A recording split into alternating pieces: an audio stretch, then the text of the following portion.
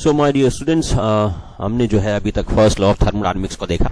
हमने देखा कैसे फर्स्ट लॉ ऑफ थर्मोडायनेमिक्स जो है that is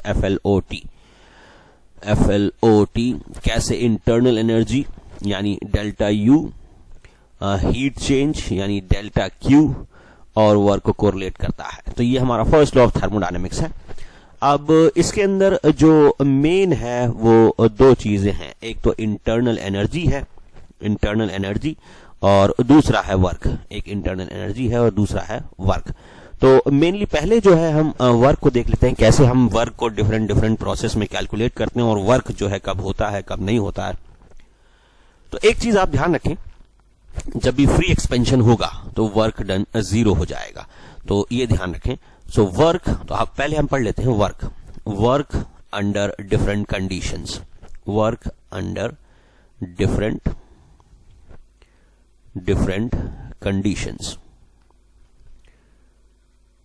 conditions.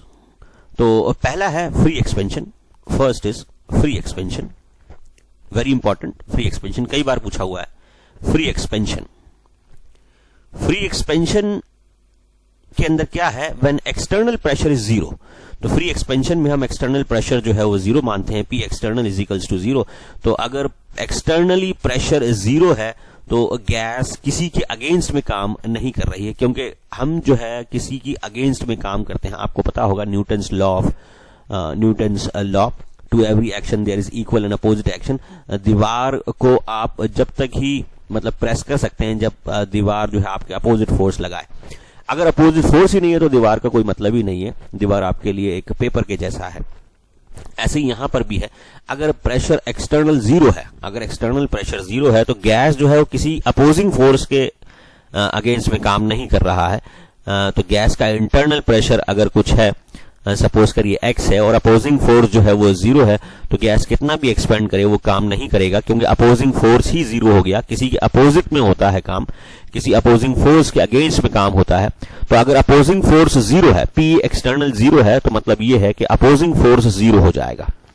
Opposing force जो है ये 0 है यहां पर। तो इस कंडीशन में अपोजिंग फोर्स 0 है तो वर्क डन भी 0 हो जाएगा। सो work done will be 0। So if in case of free expansion P external is 0, so work done will also be 0. Work done by the gas will be 0. Work done by the gas will be 0. ये important. इसी free expansion को हम vacuum भी लिख देते हैं कई बार, जो है expansion of gas in vacuum. Free expansion का मतलब वैक्यूम भी है, क्योंकि जहां पे वैक्यूम होता है वहां पे एक्सटर्नल प्रेशर 0 हो जाता है। तो expansion in vacuum, expansion in vacuum,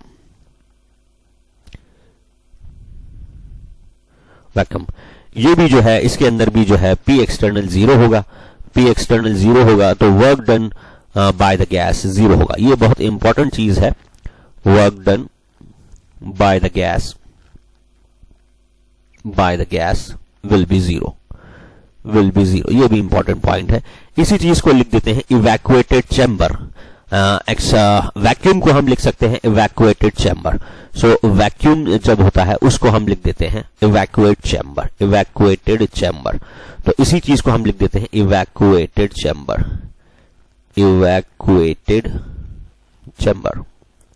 so work done by the gas in evacuated chamber। तो हम लिख सकते हैं work done during expansion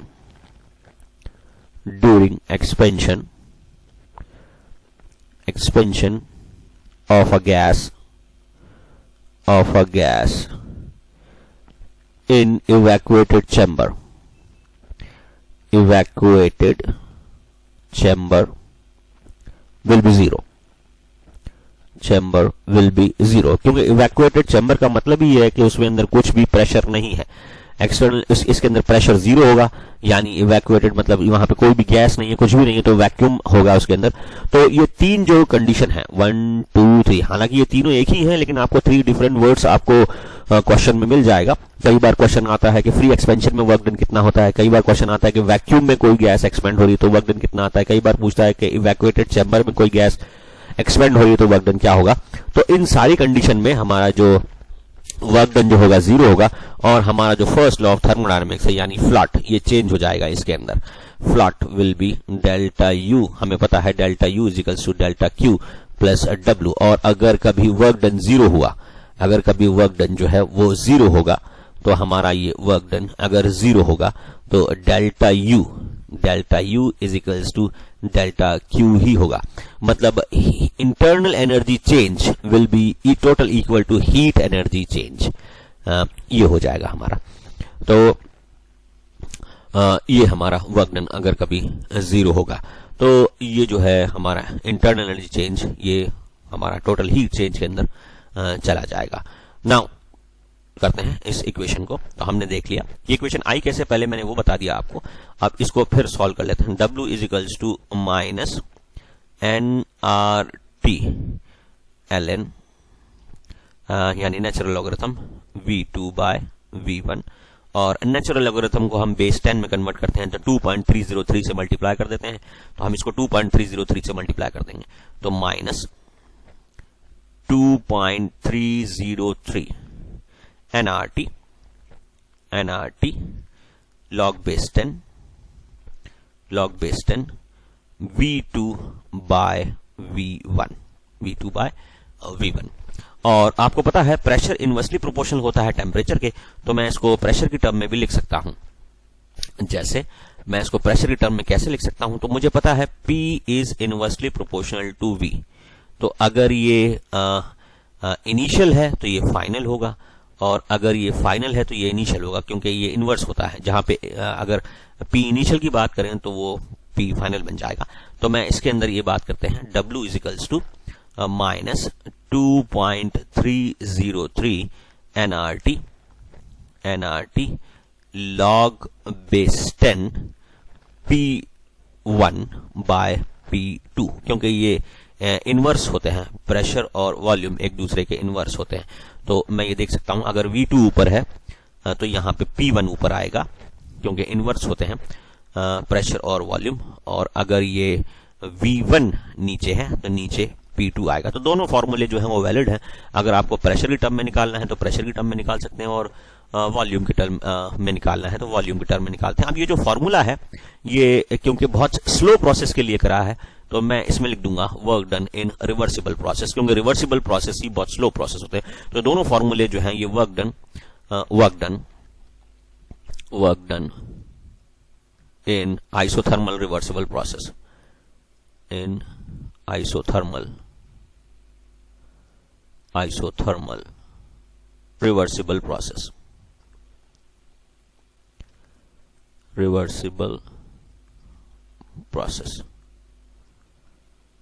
work done isothermal reversible process. क्योंकि हमने जो ये इंटीग्रेट करा है इनफाइनाइट स्टेप्स के लिए इंटीग्रेट करा है, तो इनफाइनाइट स्टेप्स के लिए हम जानते हैं कि ये जो है बहुत स्लो प्रोसेस होगा, और रिवर्सिबल प्रोसेस ही बहुत स्लो प्रोसेस होते हैं। लेकिन कभी आपको इरिवर्सिबल प्रोसेस के लिए पूछ ले, आइसोथर्मल इरिवर्सिबल प्रोसेस के लिए वर्क डन क्या होगा, तो हमारा नॉर्मल जो है वो वही होगा। So work done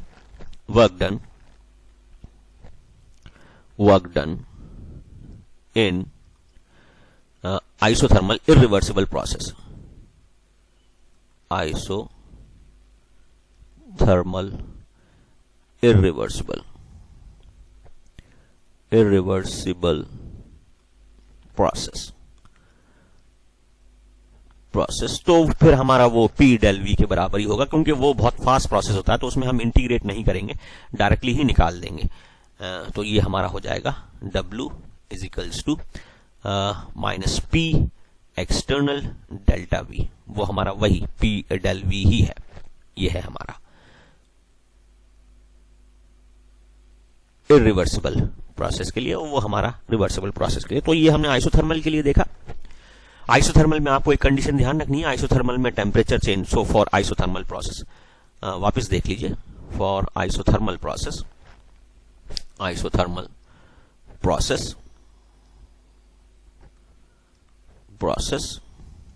delta T जो है वो 0 होगा।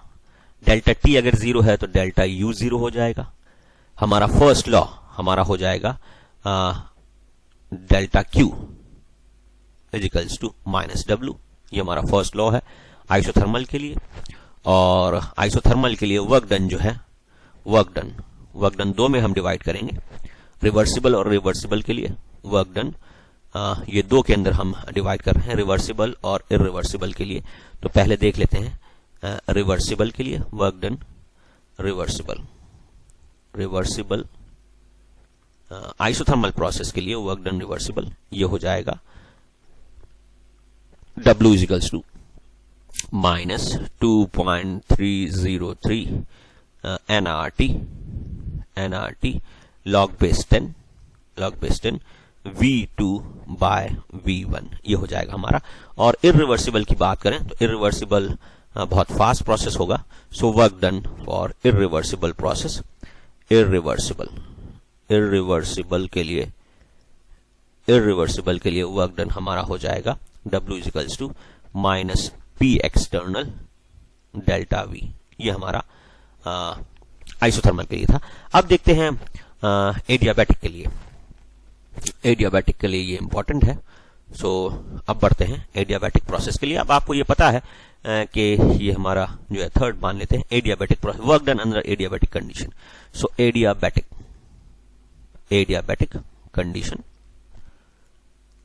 कंडीशन को लेके हम वर्क डन कैलकुलेट कर रहे हैं। So adiabatic condition, so work done under adiabatic condition. अब आपको पता है एडियाबैटिक के लिए डेल्टा Q जो है वो 0 होता है, हीट चेंज नहीं होगा। So for adiabatic process,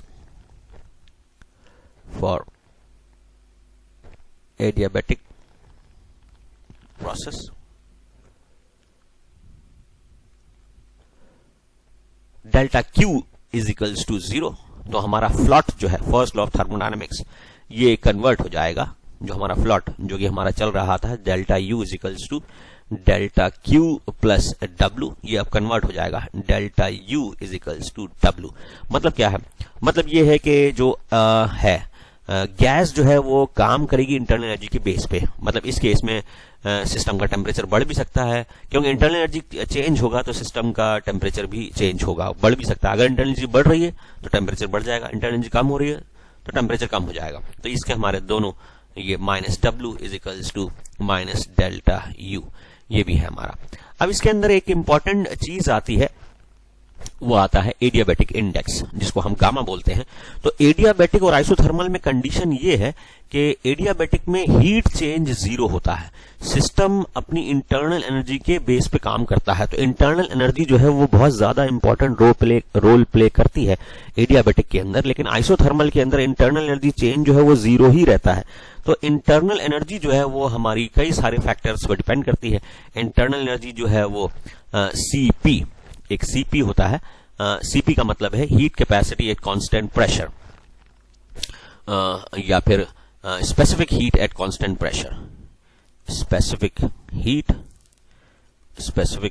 at constant pressure, at constant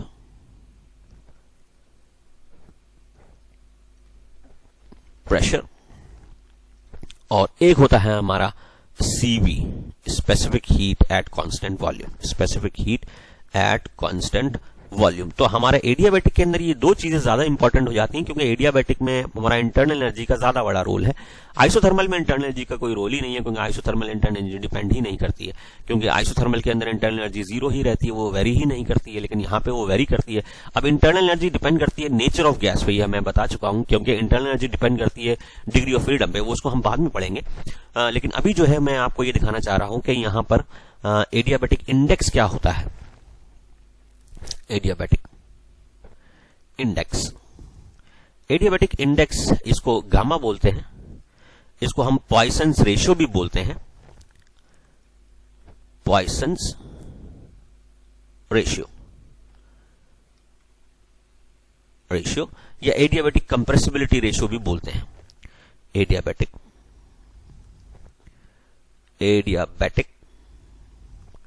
compressibility ratio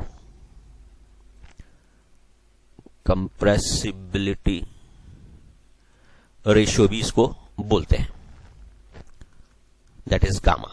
अब ये गामा जो है डिफरेंट गैस की डिफरेंट होती है। जैसे मोनो एटॉमिक के लिए ये होती है 1.6, तो गामा जो है, gamma for mono atomic mono atomic gas, इसको हम और डिटेल में पढ़ेंगे बाद में, लेकिन अभी आपके लिए ये याद करना जरूरी है। Gamma for mono atomic gas is 1.6। इसकी यूनिट नहीं होती, ये यूनिटलेस है। तो जैसे मैंने बताया आपको कि गामा जो होता है ये होता है Cp/Cv, heat specific heat at constant pressure divided by specific heat at constant volume. तो ये मोनोएटॉमिक गैस के लिए इसका जो रेशियो आता है ये 1.6 होता है। ये एक लंबा टॉपिक है, हम इसको बाद में और डिटेल में पढ़ेंगे जब हम गैसेस को पढ़ेंगे।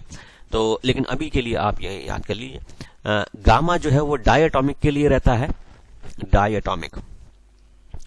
डायएटॉमिक गैसेस के लिए गामा जो रहता है ये रहता है 1.4, यानी गामा डायएटॉमिक के लिए जो रेशियो आएगा Cp/Cv ये आएगा 1.4, और ट्राइएटॉमिक के लिए या पॉलीएटॉमिक के लिए, ट्राइएटॉमिक और पॉलीएटॉमिक के लिए गामा आता है 1.3। तो ट्राइएटॉमिक और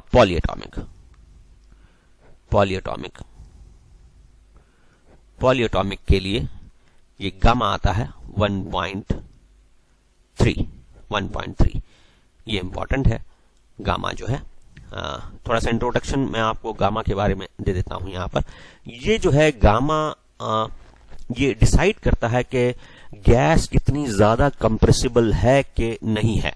अगर ये गामा ज्यादा है, तो it is difficult to compress a gas, it is very difficult to compress a gas if a gamma is high.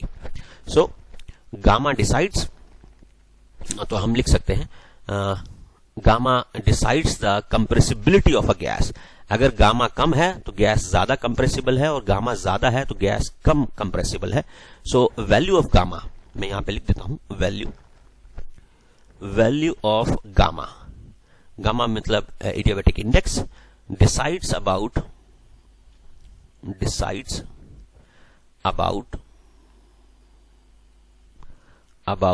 The compressibility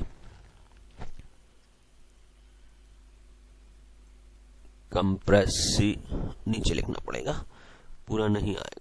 decides about the compressibility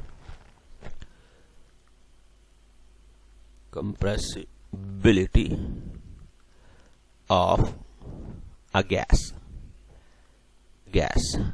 if अगर गामा ज्यादा है तो कंप्रेसिबिलिटी लो होगी। If gamma is high then compressibility will be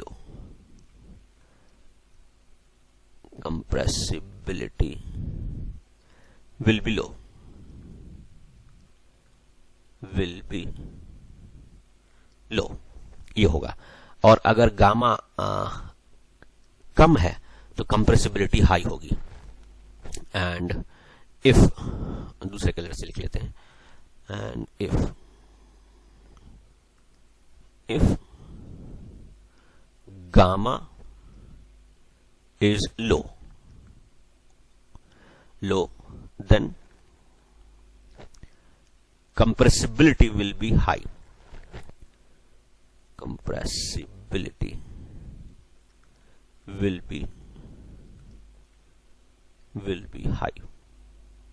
ये होता है, मतलब सबसे जो कम लीस्ट कंप्रेसिबल, इन तीनों में लीस्ट कंप्रेसिबल ये मोनोएटॉमिक हो जाएगी, एंड मोस्ट कंप्रेसिबल ये पॉलीएटॉमिक हो जाएगी या ट्राइएटॉमिक। Most compressible.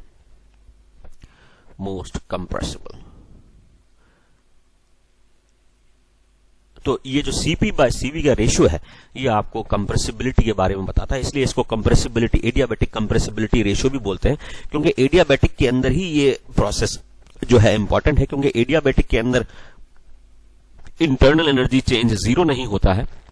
अब इंटरनल एनर्जी जो है वो आपका डिग्री ऑफ फ्रीडम पे डिपेंड करता है, नेचर ऑफ गैस पे डिपेंड करता है, इसीलिए जो है यहां पर हम गामा की वैल्यू लेते हैं, लेकिन आइसोथर्मल में गामा की वैल्यू नहीं लेते हैं। अब जो है हम देखते हैं कैसे जो है एडियाबैटिक के अंदर वर्क होता है। तो वर्क अंडर एडियाबैटिक कंडीशन, तो ये भी हम जो है वर्क। तो बच्चों देखते हैं अब work done under adiabatic condition. तो हमें पता है कि एडियाबैटिक कंडीशन में हमारा जो गामा है यानी कंप्रेसिबिलिटी रेशियो वो एक इंपॉर्टेंट रोल प्ले करता है। सो वर्क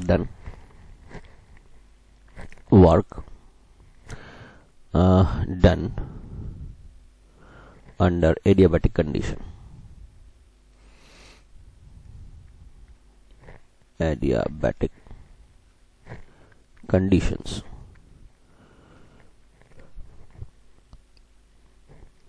एडियाबैटिक कंडीशन में हमें पता है डेल्टा क्यू हमारा 0 होता है, तो मैं सीधा वर्क डन लिख रहा हूं। तो वर्क डन होता है W is equals two plus minus P2V2 minus P1V1 upon gamma minus 1। अब आपको पता है P2V2 is equals to nRT2 and P1V1 is equals to nRT1। तो ये हमारा हो जाएगा W is equals to plus minus sign. Plus minus sign इसलिए कर रहे हैं क्योंकि ये हमें नहीं पता वैल्यू कौन सी बड़ी है या छोटी है। तो मैं लिख सकता हूं nRT2 minus nRT1 divided by gamma minus 1। तो ये हमारा हो सकता है। अब nr को बाहर निकाल लेंगे, मैं इसको दूसरे कलर से लिख देता हूं। nr को हम बाहर निकाल लेते हैं, तो ये हमारा हो जाएगा W एडियाबैटिक। ये हमारा हो जाएगा plus minus nr upon gamma minus 1 bracket में आ जाएगा T2 माइनस T1। ब्रैकेट में हमारा आ जाएगा T2 माइनस T1। ये है। और अगर आप ये उल्टा करेंगे, अगर आप ऐसे देखेंगे W एडियाबैटिक, हम कुछ बुक्स में ऐसा भी लिखा हुआ है W adiabatic is equals to nR T higher minus T lower upon gamma minus 1। और अगर आप ये ऊपर उल्टा कर देंगे, लोअर से हायर करेंगे तो 1 माइनस गामा हो जाएगा। तो ये फॉर्मूला हमारा ऐसा भी चलता है कि W adiabatic is equals to nR, अब मैंने उल्टा कर दिया यहां पर, T lower minus T higher upon 1 minus gamma. ये है। अब आपको ये ध्यान रखना है कि एक्सपेंशन, एडियाबैटिक एक्सपेंशन जो है वो उसमें फाइनल टेम्परेचर जो है वो कम होगा। इन adiabatic expansion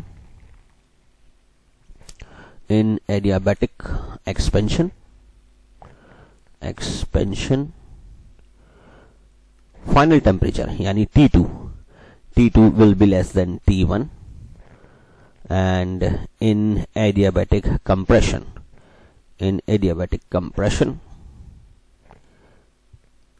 T2 will be greater than T1। यह हमें पता है। adiabatic expansion causes cooling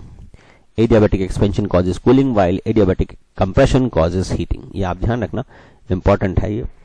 adiabatic expansion causes cooling, ये कूलिंग इफेक्ट करता है, while adiabatic expansion या compression causes heating इफेक्ट करता है ये हीटिंग।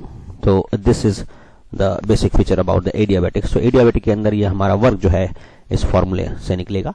ये वाला फॉर्मूला आप मान लीजिए या फिर ये वाला फॉर्मूला, नीचे वाला फॉर्मूला, दोनों फॉर्मूला एक ही है, बस ये लिखने का तरीका है। ऊपर वाले फॉर्मूले में हायर माइनस लोअर करा गया है, और नीचे वाले में लोअर माइनस हायर करा गया है। तो 1 माइनस गामा आ जाएगा इधर, 1 माइनस गामा, और वो गामा माइनस 1 आएगा। बस इसमें यही फर्क है। अब जो है वो एडियाबैटिक और आइसोथर्मल को, अब ये एडियाबैटिक ये जो है ये रिवर्सिबल कंडीशन में है, ये ध्यान रखें आप। ये जो है ये वर्क जो है ये रिवर्सिबल एडियाबैटिक है, रिवर्सिबल एडियाबैटिक वर्क है। इरिवर्सिबल एडियाबैटिक हम अभी नहीं देख रहे हैं क्योंकि वो इतना ज़्यादा इम्पोर्टेंट नहीं है। अब जो है वो एडियाबैटिक के अंदर कुछ इक्वेशंस हैं, जैसा कि आपको पता है। तो बच्चों अब जो है वो एडियाबैटिक के अंदर कुछ इक्वेशंस हैं हमारी, उन इक्वेशंस को हम देखेंगे। तो एडियाबैटिक प्रोसेस में कुछ equations, so equations under adiabatic condition, under adiabatic condition,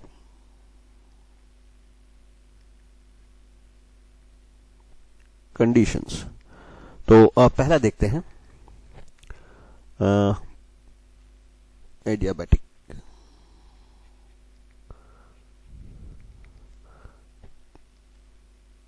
relationship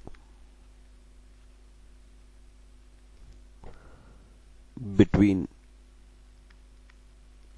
pressure and volume, pressure and volume. तो ये आपको याद करना पड़ेगा, हालांकि इसकी डेरिवेशन है लेकिन डेरिवेशन से आपका कोई मतलब नहीं, क्योंकि ये डेरिवेशन जो है वो फिजिक्स में आ सकती है लेकिन केमिस्ट्री में नहीं आती है। तो ये P V gamma is equals to constant. मतलब क्या है? मतलब ये है कि गैस के अंदर जो प्रेशर और वॉल्यूम का जो प्रोडक्ट आएगा ये नेचर ऑफ गैस पे डिपेंड करेगा। एडियाबैटिक कंडीशन में अगर वो मोनोएटॉमिक है तो गामा हमारा हो जाएगा 1.6, डायटॉमिक है तो गामा हो जाएगा 1.4 और ट्राइएटॉमिक है तो गामा हो जाएगा 1.3। ठीक है, तो ये हम लिख सकते हैं P1 V1 gamma is equals to P2 V2 gamma, ये हमारा हो जाएगा। तो हम ये भी लिख सकते हैं P1 by P2 is equals to V2 by V1 और ये पावर आ जाएगी गामा, ये गामा। ये तो ये हमारा फर्स्ट रिलेशनशिप है। Means in adiabatic condition, in adiabatic process या condition, in adiabatic process product of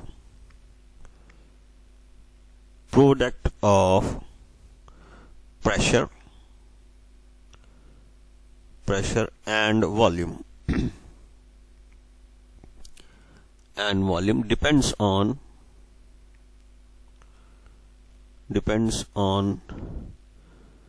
the adiabatic index of the gas. Adiabatic index or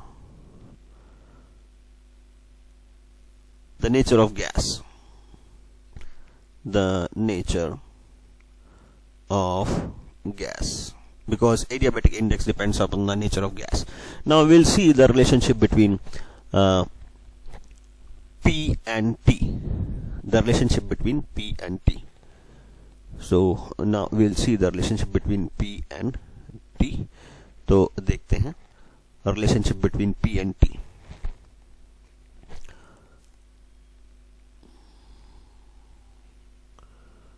Relationship between P and T यानी pressure और temperature के बीच में क्या relationship है। अब आपको पता है PV गामा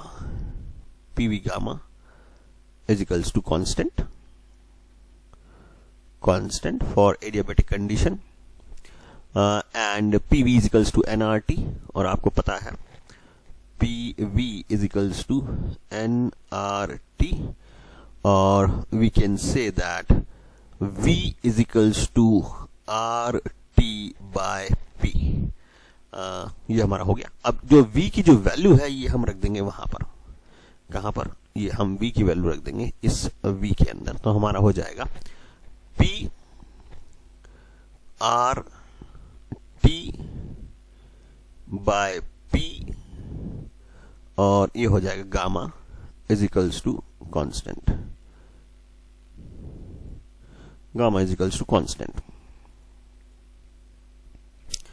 अब ब्रैकेट को सॉल्व कर लेते हैं। ब्रैकेट को हम सॉल्व करेंगे तो हमारा आ जाएगा p r to the power gamma, now t to the power gamma upon p की power minus gamma is equals to constant. अब r जो है वो कांस्टेंट है, उसको हटा देते हैं। Now r is a constant, तो वी शुड एलिमिनेट इट। इतने को हम हटा देते हैं तो हमारा जो ये हो जाएगा, अब p की पावर 1 है यहां पर, तो मैं इसको कॉमन ले लेता हूं।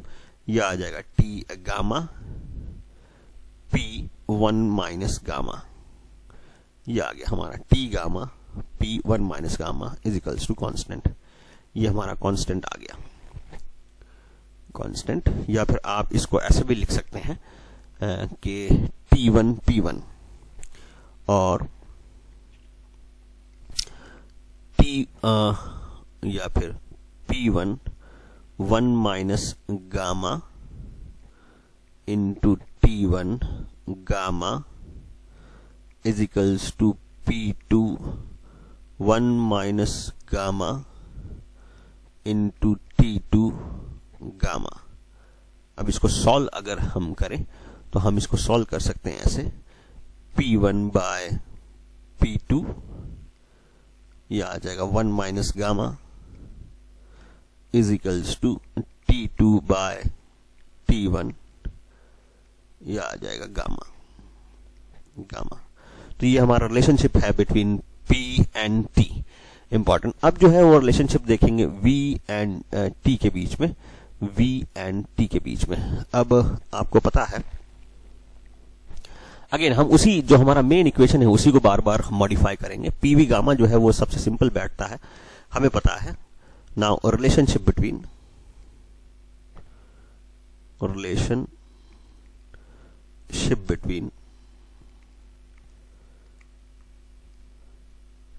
टेम्परेचर एंड वॉल्यूम, तो इसको हम डिराइव करते हैं उसी से, जो हमारा जो इक्वेशन है pv गामा। अब जो है, क्योंकि मुझे टेम्परेचर और वॉल्यूम के बीच में रखना है, तो मैं p को हटा दूंगा। तो मुझे पता है pv is equals to nRT। Now p is equals to nRT by v, ये आ जाएगा मेरा। तो इस p को मैं यहां पर रख दूंगा। ये जो p की जो वैल्यू आई है, ये प्रेशर की, दूसरा पेन ले लेते हैं, ये प्रेशर की जो वैल्यू आई है ये मैं यहां पर इंसर्ट कर दूंगा। तो मेरे पास ये आ जाएगा nRT by v into v gamma, ये आ गया। अब इसके अंदर nr जो है वो कांस्टेंट है, उसको हम हटा देंगे तो हमारे पास आ जाएगा t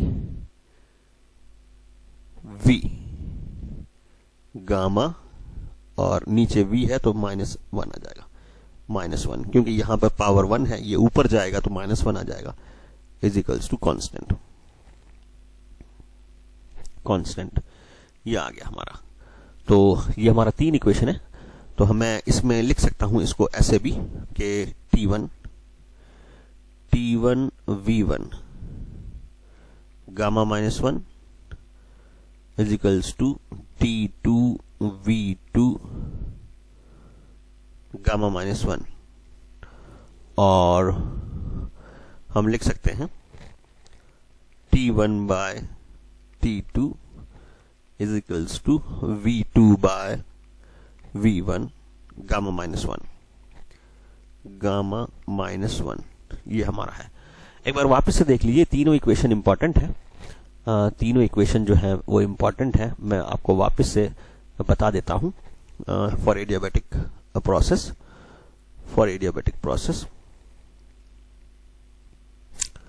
for adiabatic process, PV gamma is equals to constant,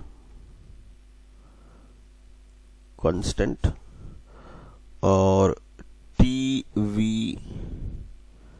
gamma minus 1 is equals to constant, ये भी हमारा कांस्टेंट होगा। अब हमारा जो है प्रेशर और टेम्परेचर के बीच में बचा, तो T gamma P 1 minus gamma is equals to constant. ये हमारी जो है रिलेशनशिप है बिटवीन डिफरेंट कंडीशंस या different variables under adiabatic condition. तो पीवी गामा जो है वो इम्पॉर्टेंट है, जनरली जो है हम उस पे क्वेश्चन ज्यादा आते हैं जेई में। पीवी गामा तो पीवी गामा अगर आपको याद है तो आप ये तीनों निकाल लेंगे। पीवी के बाद टीवी गामा माइनस 1 और फिर T gamma P 1 minus gamma. थोड़ा सा आप करोगे तो याद हो जाएगा। मैंने ऐसे याद कर रखा है कि पीवी गामा तो आपको याद है, पी की जगह टी आ गया और v जो है उसमें से एक माइनस मैंने कर दिया। अब v और p इनवर्सली प्रोपोर्शनल होता है तो ये वाली चीज बदल जाएगी, इनवर्सली प्रोपोर्शनल होगा तो ये वाली चीज बदल जाएगी और t के साथ भी यहाँ गामा आ जाएगा। तो ऐसे याद करेंगे तो याद हो जाएगा इसका, नहीं तो फिर मैं आपको आगे याद करा दूंगा इसको।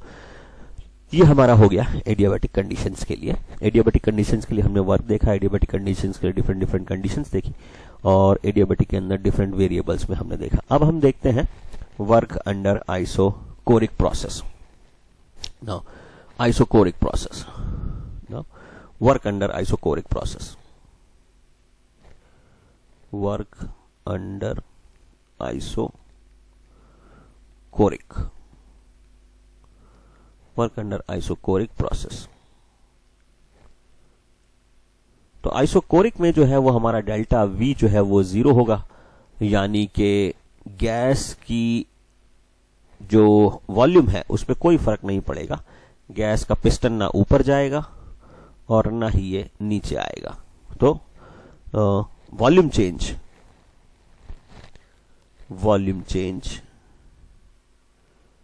Is zero in isochoric process.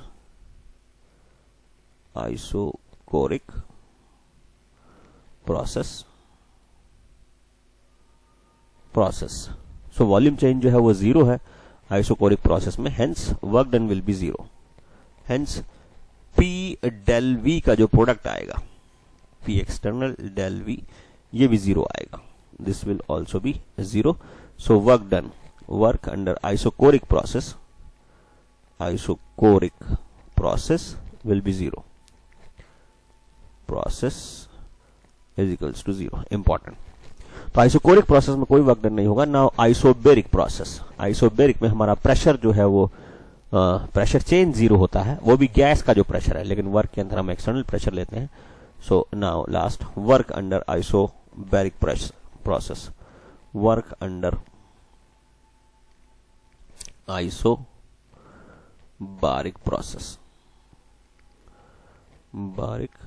Process. तो आइसोबारिक प्रोसेस में डेल्टा पी जो है गैस का प्रेशर चेंज जो है वो 0 होता है, बट डेल्टा पी एक्सटर्नल 0 नहीं होता। Delta P external will not be 0, तो वर्क डन 0 नहीं होगा। So work done is equals to work under isobaric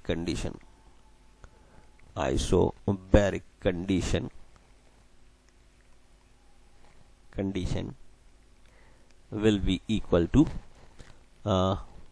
P external delta V, ये आएगा। तो इसमें काम होगा। काम कहाँ नहीं होगा? एक तो फ्री एक्सपेंशन में काम नहीं होगा, आइसोकोरिक प्रोसेस में काम नहीं होगा, तो इन दो की जगह काम नहीं होगा। बाकी आइसोथर्मल में काम होगा, एडियाबैटिक में काम होगा, और ये जो है हमारा आइसोकोरिक में काम नहीं होगा, और आइसोबेरिक में भी काम होगा। तो दो प्रोसेस जिसमें काम नहीं होगा वो है आइसोकोरिक प्रोसेस और दूसरा है फ्री एक्सपेंशन। इनमें काम नहीं होगा, बाकी सब में काम होगा। अब जो है वो वर्क अंडर साइक्लिक प्रोसेस देखते हैं। Work under cyclic process. So work during cyclic process. During cyclic process. Cyclic process में क्या है कि सिस्टम घूम फिर के वहीं आ जाता है और हमारे पास जो है वो एक साइकिल बनती है पीवी कर्व के अंदर। तो मैं यहाँ पे पीवी कर्व बना लेते हैं, एक साइकिल वाला पीवी कर्व बना लेते हैं। ये जो है ये हमने बनाया। अब इसके अंदर एक साइकिल बना लेंगे पीवी कर्व की। ये हमारा प्रेशर है, प्रेशर वाई एक्सिस प्रेशर में बताएगा और एक्स एक्सिस जो है ये हमें वॉल्यूम बताएगा। एक्स एक्सिस ये हमें वॉल्यूम बताएगा, वॉल्यूम। अब फॉर एग्जांपल कोई भी गैस है वो ए से बी पे जाती है, ए से बी पे गई, ए से बी, वापस से बना लेते हैं। कोई भी गैस जो है वो ए से बी प्रोसेस पे आती है। फॉर एग्जांपल ए से बी, बी से वो सी पे आ जाती है, बी से सी, सी से वो डी पे आती है, सी से डी पे आती है और डी से वापस ए पे आ जाती है। सपोज करिए इसने ए बी सी और डी ये 4 पाथ जो है फॉलो करें। और सपोज करिए पहले जो है ये एक्सपेंशन है, फिर जो है वो कंप्रेशन मानिए, अगेन एक्सपेंशन है और फिर जो है कंप्रेशन है और अगेन कंप्रेशन है। तो 2 एक्सपेंशन है और 2 कंप्रेशन और ये साइक्लिक प्रोसेस बन रहा है। तो साइक्लिक प्रोसेस में जो है ये area under the curve, area under the curve, ये हमारा एरिया अंडर द साइकिल, यही हमारा जो है ये पूरा वर्क डन बताता है। अब इसका जो एरिया आएगा, अगर ये सर्कल है, जैसे अगर मैं इसको सर्कल में बना देता हूं, सर्कल होगा हमारे पास, जैसे ये है, तो ये अगर मेरे पास सर्कल है, ये सर्कल है, तो सर्कल का जो एरिया आएगा यानी पाई आर स्क्वायर, सर्कल का जो एरिया आएगा यही हमारा इसका वर्क आ जाएगा। So area under the cycle या area enclosed by the cycle, area enclosed by the cycle, area enclosed by the cycle will give you the total work. ये टोटल वर्क आपको देगा, this will give you total work.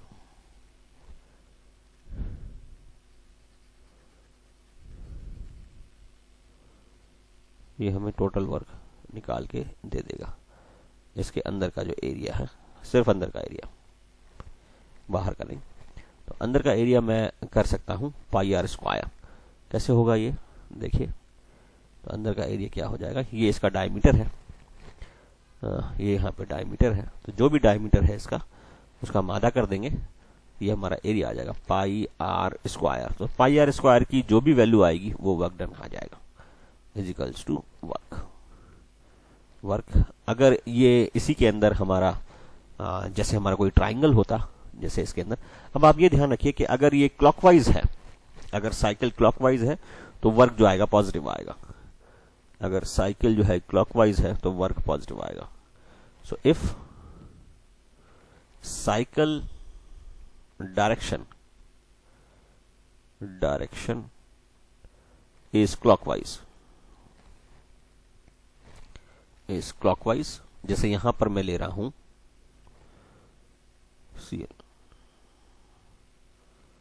Clockwise, जैसे यहां पे मैंने लिया है, ये क्लॉकवाइज मैंने डायरेक्शन माना है इसको, साइकिल के डायरेक्शन को, तो work done will B positive.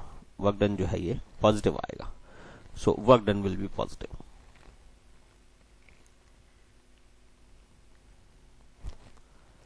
Positive.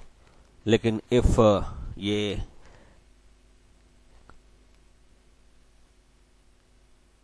Anti clockwise है, जैसे मैं यहां पर ये डायग्राम बना लेता हूं। फॉर एग्जांपल अगर मैं वापस से एक पीवी कर्व ले लेता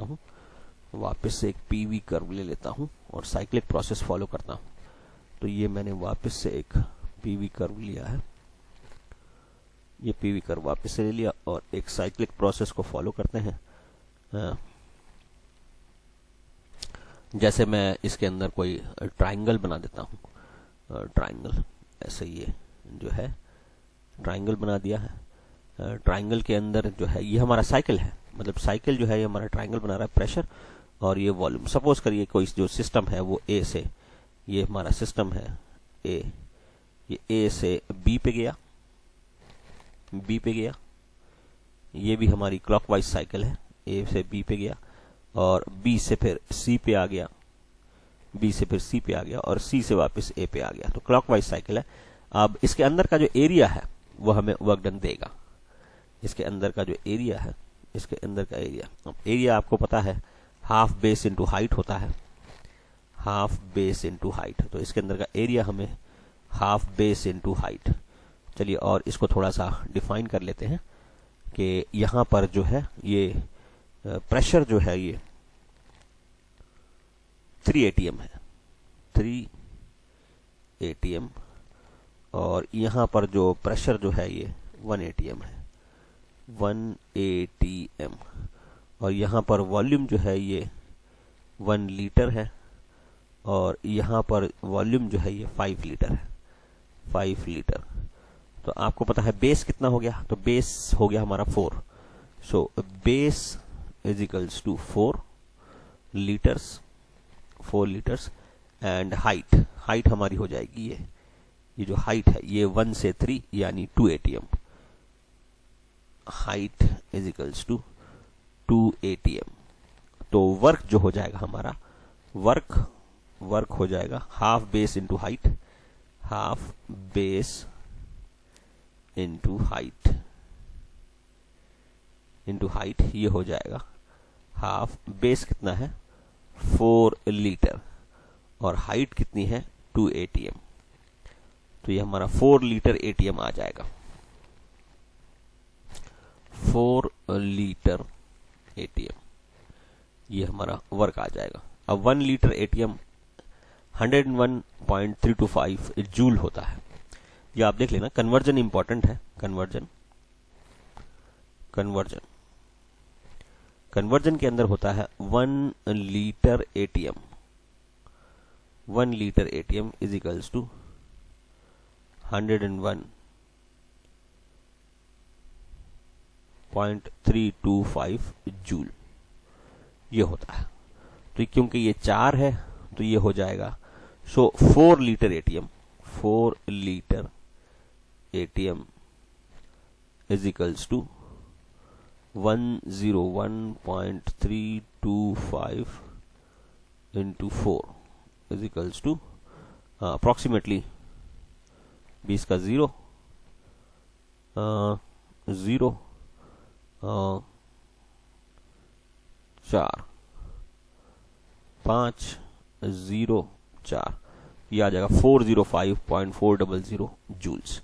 जूल के अंदर कन्वर्ट कर दिया है मैंने क्योंकि जूल के अंदर हमें दिखाना होगा वर्क को। तो ये हमारा एक साइक्लिक प्रोसेस में कैसे वर्क जो है वो होता है वो हमने देख लिया। साइक्लिक प्रोसेस में वर्क जो है वो area enclosed under the cycle है वही होता है।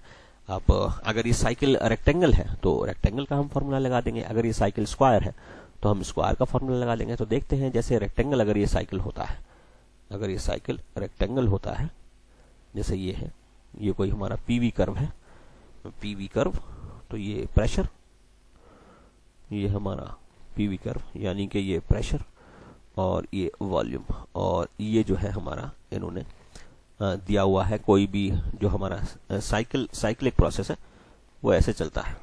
सर्कल आ गया, सर्कल को हम देख चुके हैं, अब हम देखेंगे रेक्टेंगल को। ये है हमारा रेक्टेंगल। तो सपोज करिए यहाँ पे ये प्रेशर जो है ये दे रहे हैं 10 atms।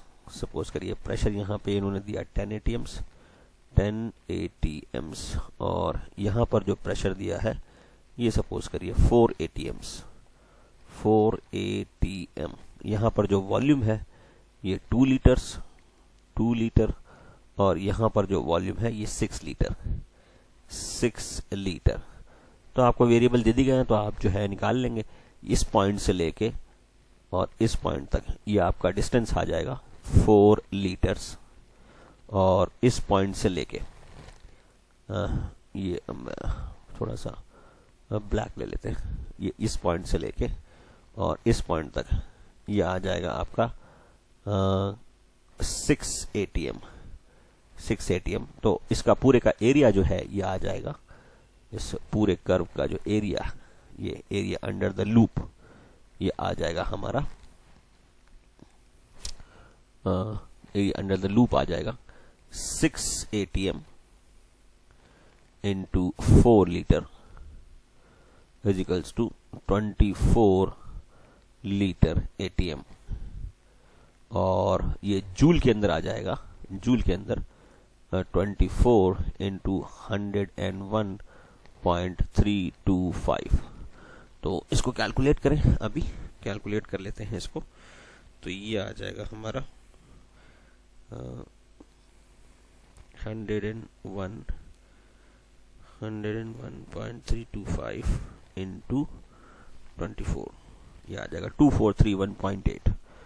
तो ये आ जाएगा हमारा equal to 2431.8 joules, this much. और अगर ये स्क्वायर होता तो हम स्क्वायर के हिसाब से इसका वैल्यू निकाल लेते हैं। तो साइक्लिक प्रोसेस में साइकिल के अंदर जो एरिया आता है वो हमारा पीवी एनक्लोज लूप में जो एरिया आएगा वो हमारा वर्क डन साइक्लिक प्रोसेस में हो जाएगा। अब अगर ये क्लॉकवाइज है तो वो वर्क डन पॉजिटिव आएगा, क्योंकि ये मैं क्लॉकवाइज मान रहा हूं, ए से बी और बी से सी, सी से डी और डी से ए। तो मैं इस प्रोसेस को क्लॉकवाइज मान रहा हूं, क्लॉकवाइज मान रहा हूं मैं इस प्रोसेस को, इसीलिए वर्क डन पॉजिटिव आएगा। अगर ये एंटी क्लॉकवाइज होता तो एरिया तो हमारा वही रहता, लेकिन वर्क डन जो है वो नेगेटिव आ जाता, work done will B negative. हाँ ठीक है, देखते हैं अभी और क्वेश्चंस इसके अंदर, बने रहिए हमारे साथ। तो बच्चों अभी तक जो हमने देखा है वो देखा है कैसे हम वर्क डन निकालते हैं साइक्लिक प्रोसेस में। साइक्लिक प्रोसेस में जो साइकिल हमारा बन रहा है उसके अंदर जो एनक्लोज लूप है उसका जो एरिया है यही वर्क डन हमें देता है। जैसे इसके अंदर जो है ये एक रेक्टेंगल है, तो रेक्टेंगल का जो एरिया है यही मुझे वर्क डन देगा इसमें, जो कि कैलकुलेट कर रखा है मैंने यहाँ पर। अब ये जो है वर्क डन पॉजिटिव लिया है क्योंकि साइकिल जो है वो क्लॉकवाइज है। अगर साइकिल क्लॉकवाइज घूम रही है तो वर्क डन पॉजिटिव आएगा, और साइकिल एंटी क्लॉकवाइज है तो वर्क डन नेगेटिव आएगा। अब क्योंकि ये रेक्टेंगल है तो इसके अंदर का एरिया जो है यही वर्क डन आ जाएगा। अगर ये ट्राइंगल होता तो ट्राइंगल का जो एरिया है वही वर्क डन आता, ये सर्कल होता तो सर्कल का जो एरिया है वही वर्क डन आता, और अगर ये कोई और दूसरा शेप होता तो हम उसका एरिया निकाल के वर्क डन हम निकाल लेते। बढ़ते हैं कुछ और क्वेश्चंस की तरफ जो हमें वर्क डन को कैलकुलेट करने में मदद करेगा। जैसे यहाँ पर क्वेश्चन है कि calculate the volume of a gas expand by 0.25 metre cube. तो ये जो है ये हमें डेल्टा वी बता रहा है। So in this question delta V change in volume यानी एक्सपेंशन जो है ये 0.25 मीटर क्यूब है, और प्रेशर जो है ये यहाँ पर प्रेशर 10⁻³ न्यूटन पर मीटर स्क्वायर है।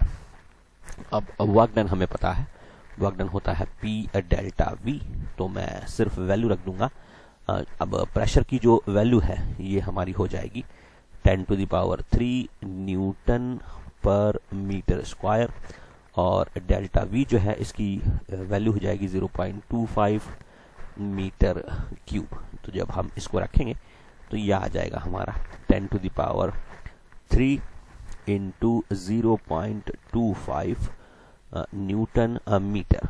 अब न्यूटन मीटर जो होता है ये होता है जूल, और ये वैल्यू हमें देगा 250। तो हमारा आंसर आ जाएगा 250 जूल, जो कि हमारा सेकंड आंसर सही बैठेगा। देखते हैं अगला क्वेश्चन। अगले क्वेश्चन में जो क्वेश्चन नंबर 18 है इसके अंदर इन्होंने दिया है 16 kg of oxygen gas expands at STP, जहां पर pressure 1 atm isobarically to occupy double of its original volume. Suppose तो 16 kg कोई गैस है, उसकी इनिशियल वॉल्यूम VI मान लेते हैं, और वो एक्सपेंड करती है जहां पे उसकी वॉल्यूम जो है वो 2VI डबल हो जाती है। तो इसमें वर्क डन हमें निकालना है। तो देखते हैं 16 kg of oxygen O2 have initial volume VI। Initial volume जो है हम इसकी VI मान लेते हैं, VI, एंड आफ्टर एक्सपेंशन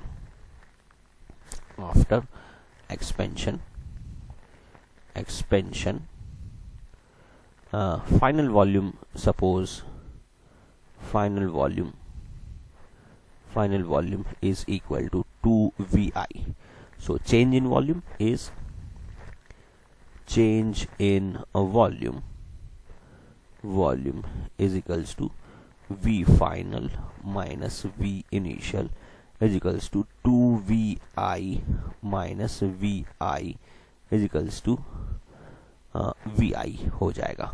तो ये VI जो है यही मेरा डेल्टा V है, तो delta V change in volume ये हमारा आ जाएगा VI। अब मुझे इनिशियल वॉल्यूम कैलकुलेट करना है 16 kg गैस के लिए, तो ये मैं आइडियल गैस की इक्वेशन लगा के निकाल लूंगा। तो 16 kg gas, 16 kg of O2 gas contains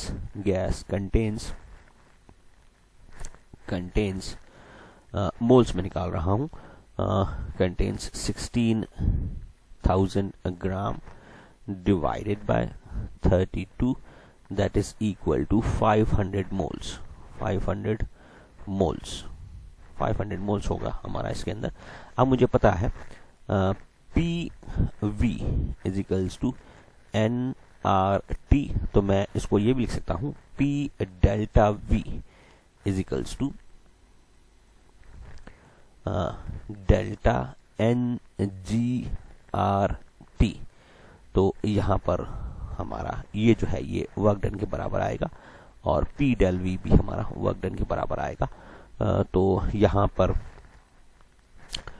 ये हमारा वर्क डन आ गया। अब नंबर ऑफ गैसियस मोल्स कितने हैं, 500 और R की जो वैल्यू है वो हो जाएगी 2 कैलोरी पर मोल, 2 कैलोरी पर मोल पर केल्विन, 2 कैलोरी पर मोल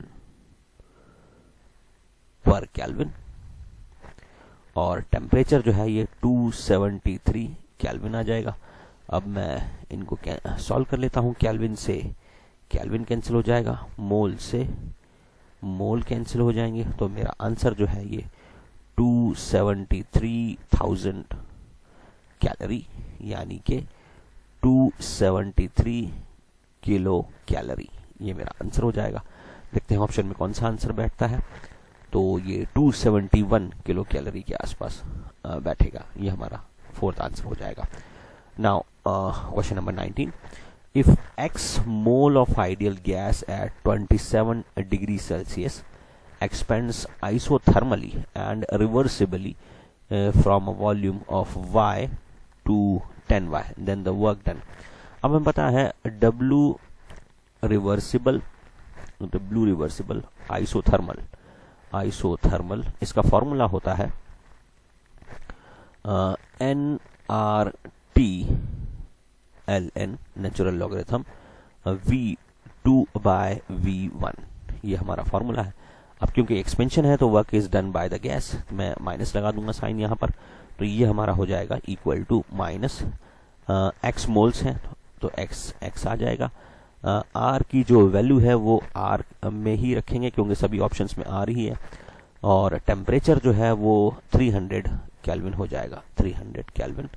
और ये जो लॉगरिथम है V2 जो है वो 10Y है और V1 जो है वो Y है। जब हम इसको सॉल्व करेंगे तो ये हमारा हो जाएगा is equals to minus x R 300 natural logarithm 10, और ये नेचुरल लॉगरिथम 10 जो है ये हमारा हो जाएगा ये, तो ये हमारा आंसर हो जाएगा 300 XR ln 10 माइनस, तो ये